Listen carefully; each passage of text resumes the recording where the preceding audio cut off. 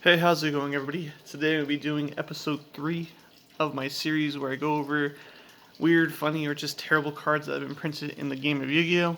Hopefully you guys have been enjoying this series so far. If you have, consider leaving a like.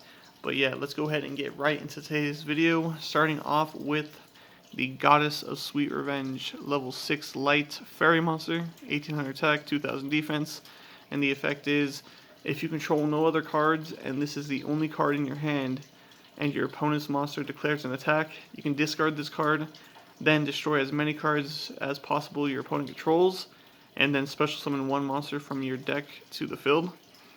So that's pretty nice. The only downside to it is that it has to be the only card you have. So in certain situations, you'll probably have a card like a spell or trap on the field, maybe even a monster on the field, and then a card in hand, such as another monster that you couldn't summon at that time, or a hand trap, something like that, especially if you're trying to play it in today's meta. But yeah, moving on to the next card. It's a continuous spell, and it's Blackout Curtain.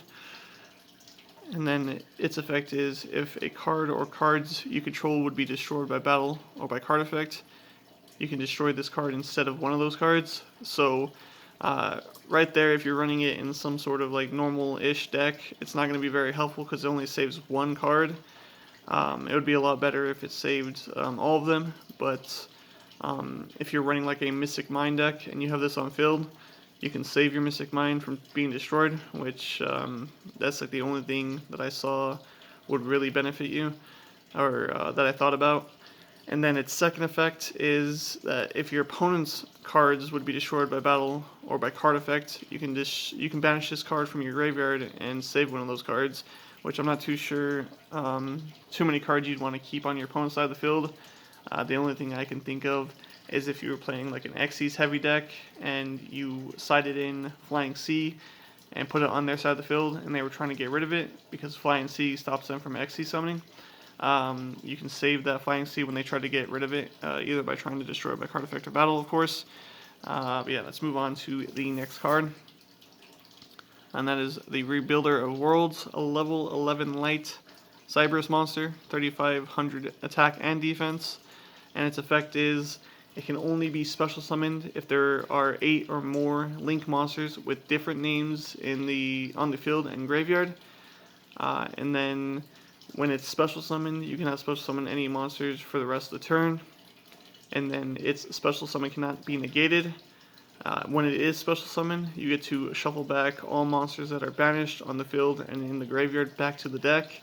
And neither player can respond to the effects of this monster. So it has a pretty big effect and somewhat decent. The thing that kills it is that there has to be 8 or more link monsters with different names on the field.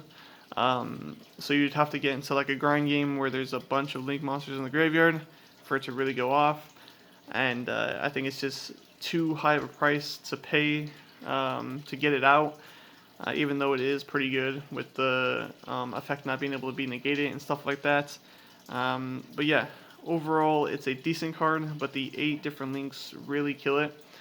So yeah, hopefully you guys have enjoyed this video, and until next time, I'll see you guys later.